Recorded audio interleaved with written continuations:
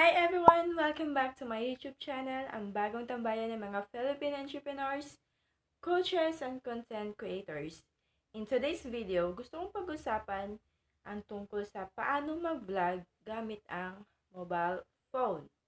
So, I know, most sa mga entrepreneurs natin ngayon is gusto natin mag-start ng vlog para sa business nila. So, kung ikaw ay isang entrepreneur na gusto natin mag-start ng vlog para sa business mo, continue watching until the end of this video kasi meron akong bonus tip na ibigay sa'yo. But, do not skip, okay? So, kung gusto niyo pa makareceive ng mga ganitong tutorial, don't forget to subscribe to my YouTube channel. And without further ado, let's get started. Tip number 1, para mag-start ka na sa pag-vlog for your business, is kailangan naka-ready lagi ang mobile phone mo.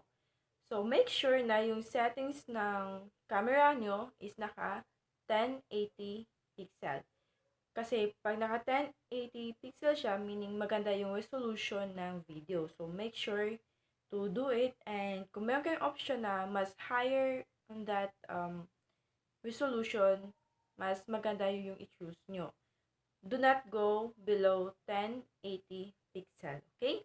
And the next thing na gusto kong i-check nyo is of course yung storage capacity ng phone.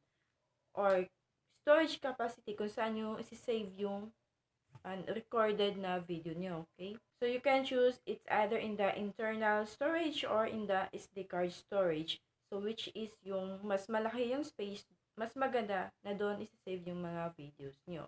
So, tip number 2, kapag nag-shoot kayo ng video nyo using your mobile phone, dapat naka-landscape siya. Iwasan nyo po na mag-shoot ng video na naka-portrait, lalo na kapag i-upload nyo siya sa YouTube channel nyo. Ang mangyayari kasi nun, kapag in-upload nyo siya, tapos naka-vertical yung video nyo is, meron kayong makikita na mga black or shaded black sa right and left side ng video nyo, which is hindi siya maganda tingnan. Okay? So, always remember to shoot it in landscape mode. Okay? Tip number 3. Kung wala ka pa talagang budget, do not force yourself to buy or invest in an expensive LED light or ring light. Hindi mo muna kailangan yan sa ngayon. Ito yung pinaka-tip ko sa'yo para makatipid ka ng 100%. Gamitin mo ang sunlight to film your videos during daytime. So, in that way, you can have a sunlight as a source of light sa video mo. So, just find window sa bahay mo. Tapos, pag nag-film ka, dapat yung cellphone is nakatalikod sa araw. Tapos, ikaw yung nakaharap sa araw para hindi siya mag-against the light yung kinalabasan ng video mo. Okay? Tip number 4 is to install basic video editing apps. Hindi ko alam kung anong apps yung mag-work sa cellphone mo ngayon, but meron ako mga list of mobile apps dito na pwede mo siyang i-download and install ngayon para magamit mo sa pag-edit ng videos. Those are the free apps na pwede mong gamitin para sa pag-edit ng video mo.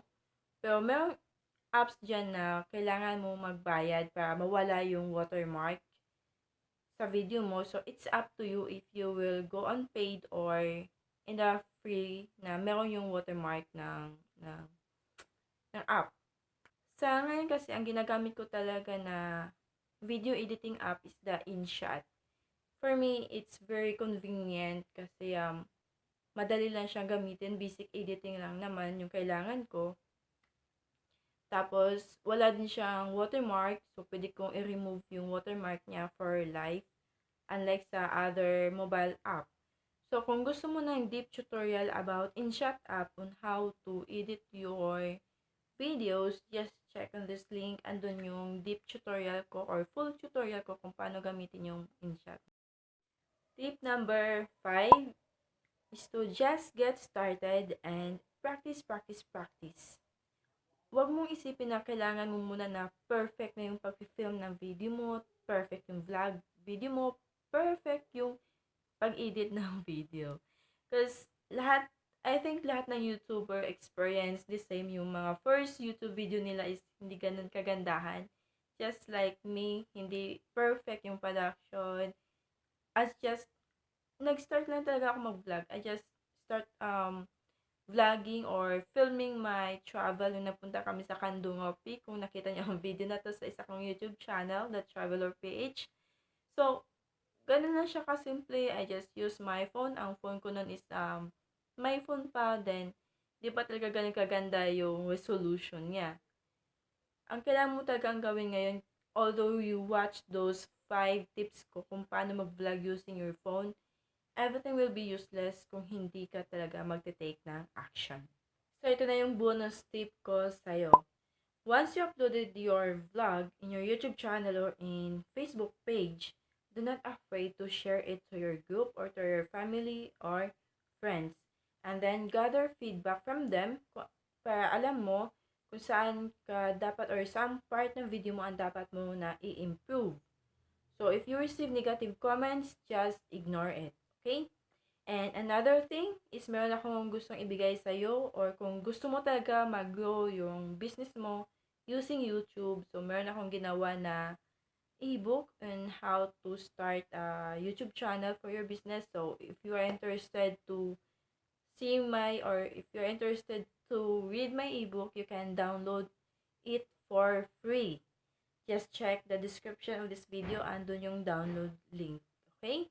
Ang kailangan mo lang gawin is to leave your email address and your name para alam ko kung saan ko ipapadala yung ebook. Sa video na to, ano yung pinaka-favorite mo na tip na gusto mong i-apply ngayon sa pag-vlog mo?